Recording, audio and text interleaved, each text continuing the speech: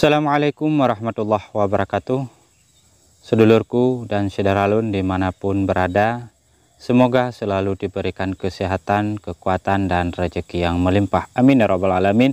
Mari kita simak beberapa ulasan kami menyangkut dengan perawatan bibit tanaman cabai sehingga dia akan bisa dipindah tanamkan tepat pada waktunya dengan kondisi yang memuaskan. Nah, karena kita ketahui bahwa di dalam budidaya tanaman cabai itu penyiapan benihnya, penyiapan dan perawatan bibitnya sangat-sangat penting dilakukan, karena dari benih kemudian menjadi bibit, jika kondisinya baik maka tentunya akan menjadikan tanaman dewasa yang sehat dan memiliki daya produksi yang tinggi pula. Oleh karenanya mari kita bahas beberapa perlakuan-perlakuan yang bisa kita kerjakan pada saat melakukan perawatan bibit tanaman cabai kita.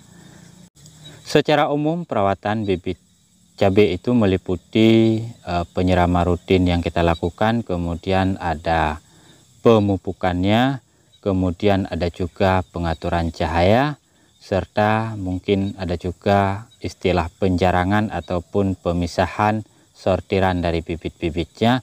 Kemudian begitu juga ada tahapan pengendalian hama serta penyakit yang menyerang bibit cabai kita. Dan biar lebih lengkapnya, biar lebih detailnya, mari kita bahas satu persatu. Pertama sekali untuk penyiraman, ini kita ingatkan kembali bahwa bibit itu istilahnya adalah bayi kita sendiri. Dia tentunya membutuhkan air sama seperti bayi kita membutuhkan asupan ASI dari orang tuanya. Maka oleh karenanya bibit itu tidak membutuhkan drama kehidupan, tidak membutuhkan drama-drama Walid dan Dewi. Dia tidak menginginkan Dewi untuk proses perkawinannya. Yang dia butuhkan adalah Dewinya saja untuk memberikan ASINya. Maka untuk bibit cabai itu semestinya kita lakukan penyiraman, dan itu wajib secara rutin. Boleh 2 kali sehari dilakukan pada pagi dan sore, atau jika kondisinya mendukung boleh dilakukan 1 kali saja. Dan untuk penyiramannya seperti kita sampaikan tadi tidak boleh terlalu banyak juga, karena ketika terlalu banyak ini akan membuat perakarannya menggigil. Dia akan kedinginan dan sulit untuk berkembang. Begitu juga tidak boleh terlalu kering juga. Yang perlu kita perhatikan bahwa kita bisa memastikan media tanam atau tanahnya itu tetap lembab tetapi tidak tergenang. Dan tentunya juga menggunakan air yang bersih, atau boleh juga menggunakan air cucian beras. Nah sedulur, yang kedua tentunya adalah pemupukan. Ini agak sedikit rumit karena sebahagian daripada kita menggunakan pemupukan pada pembibitan itu dengan cara yang salah, dengan dosis yang salah. Kita anggap sama seperti tanaman dewasa, seperti tumbuhan dewasa, kita berikan dosis yang berlebihan. Untuk bibit tidak demikian.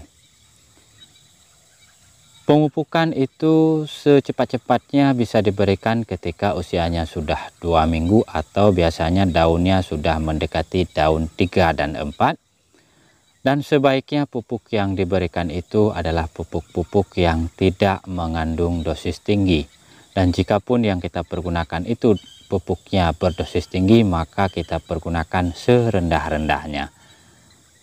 Dan tidak ada salahnya, atau bahkan bisa dibilang lebih baik, pupuk yang kita berikan pada pembibitan itu adalah pupuk organik saja.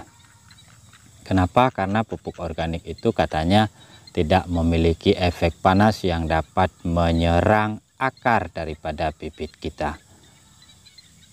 Kita sadari ataupun tidak bahwa akar daripada bibit kita itu masih sangat lemah, jumlahnya juga sangat sedikit. Kemudian sedulur, yang ketiga ini menyangkut dengan pencahayaan. Artinya pencahayaan itu perlu kita atur secara bertahap dan menyeluruh. Nah, pencahayaan di sini tentunya adalah paparan sinar matahari.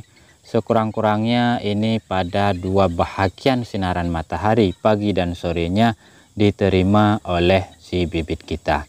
Karena misalkan ketika kita tempatkan dia pada lokasi yang tidak bisa menerima paparan matahari penuh, artinya dari pagi sampai sorenya, maka dia akan membengkok mencari sinar atau cahaya matahari tersebut. Karena di dalam cahaya matahari tentunya itu mengandung energi yang dapat merubah kadar gula, yang dapat merubah nutrisinya, kemudian diproses untuk proses pertumbuhannya. Maka oleh karenanya tentunya penempatan bibit itu sangat dilarang ditempatkan di lokasi yang terlalu gelap. Karena jika ditempatkan pada lokasi yang terlalu gelap, ini bibitnya pasti akan mengalami yang namanya lemah, tinggi, dan batangnya tidak kokoh. Ini tidak baik karena ketika kita lakukan pindah tanam nanti, dia akan sangat kesulitan beradaptasi dengan suasana barunya.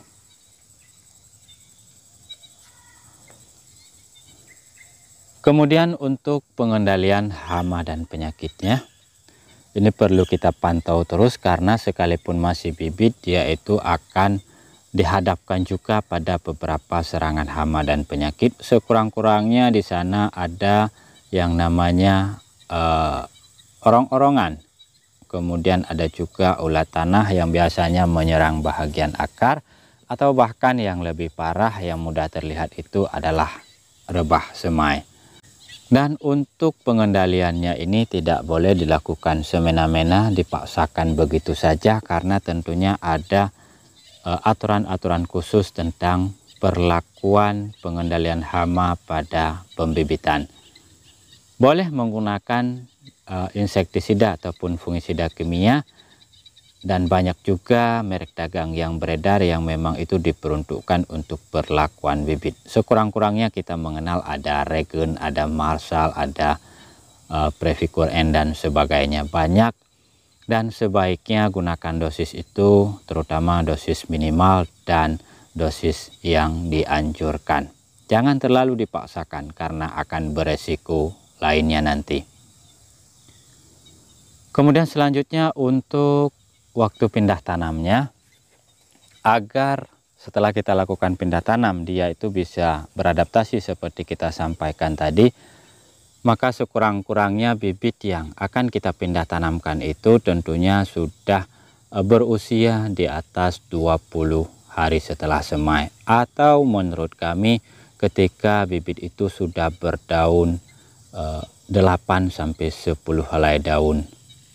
Nah, ini adalah tanda-tanda ketika dia memang siap dipindah tanamkan. Sementara jika kita paksakan untuk penanaman bibit yang belum memasuki kriteria tersebut, katakan usianya masih terlalu muda, kemudian batangnya juga belum terlalu kokoh, ini akan sangat rentan terserang hama dan penyakit setelah kita lakukan pindah tanam.